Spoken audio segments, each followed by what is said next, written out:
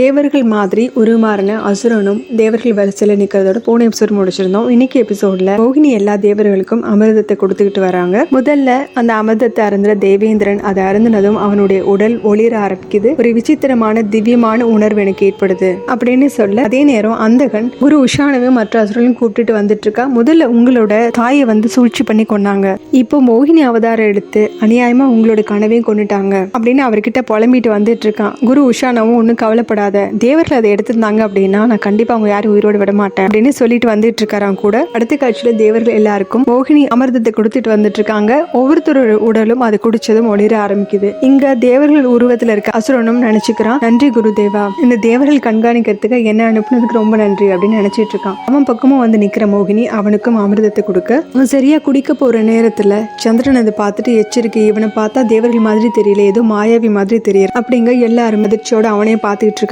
மோகினி அவதாரத்துல இருக்க நாராயணனோட பார்வைப்பட்டு அவனுடைய சுய உருவத்துக்கும் வரான். இதை பார்த்து கோவப்படுற மோகினி அவதாரத்துல இருக்க நாராயணனும், அருகதி இல்லாதவனுக்கு அமிர்தம் கிடைச்சிருச்சுன்னா நான் இந்த பிரபஞ்சத்தை காப்பாத்துறதுல அர்த்தமே இல்லை அப்படின்னு சொல்லிட்டு நாராயணனோட உருவத்துக்கு வர அந்த அசுரனும் அவசரமா அந்த அமிர்தத்தை குடிச்சிடறான். உடனே கோவப்படுற நாராயணன், சுரபானு நீ செஞ்சு சூழ்ச்சிக்கான தண்டனை நீ அனுபவிச்சு ஆகணும் அப்படின்னு சொல்லிட்டு அவரோட சக்கராயுதத்தை அவன் மேல ஏவராரு. அவனும் அதுல இருந்து தப்பிக்கிறதுக்காக எந்திரிச்சு ஓடுறான். ஆனா அவனை துரத்திட்டு போற அந்த சுதர்சன சக்கரம் அவனை ரெண்டா பிளக்க அவனுடைய தலை அந்த இடத்துல நோக்கி வந்துட்டு இருக்கிற குரு உஷானோட காலில் போய் விழுகுது. அவரும் சூழ்ச்சி பண்ணி தான் தேவர்கள் எப்பவுமே வரத்தை வாங்கியிருக்காங்க, நீ எங்களுக்கு எதிராக தான் எப்பவும் சூழ்ச்சி பண்ணிருக்க, மோகினி அவதாரம் எடுத்து எங்களோட அமிர்த கொடுத்து இங்க எடுத்துட்டு வந்ததே முதல் தவறு, இப்ப சுரபாகம் கொண்டிருக்க, அவனுடைய உடலையும் தலையை இணைக்கலன்னா விபரீதமான விளைவுகள் ஏற்படும் அப்படின்னு எச்சரிக்கை பண்றாரு. நாராயணனும், நீங்க ஒரு ஞானி, எல்லா விஷயமும் தெரிஞ்சவர், ஒரு முறை சுதர்சன சக்கரத்தை ஏவிட்டேன் அப்படின்னா அதோட செயலை செய்யாம திரும்பாது அப்படின்னு சொல்லிட்டு இருக்க அந்த அசுரனுடைய தலை பேச ஆரம்பிக்குது. இது அநீதி அப்படின்னு சொல்ல, இல்ல இது நீதி தான், நீ ஒரே நேரத்துல ரெண்டு தவறு செஞ்சிருக்க, குருவோட கட்டளையும் மீறி இருக்க, பேராசினால உன்னோட உருவத்தை மாத்திருக்க, உன்னோட இந்த முடிவு எல்லாருக்கும் ஒரு எடுத்துக்காட்டா இருக்கணும், யாராவது பேராசினால தன் கூட இருக்கவங்களை ஏமாத்தி எதிரியோட வடிவத்தை எடுத்தாங்கன்னா அவங்களுக்கு இந்த நிலைமை தான் அப்படின்னு சொல்றாரு. நீ அமிர்தத்தை அறிஞ்சிட்டதுனால 2 பாகம் ஆனாலுமே கூட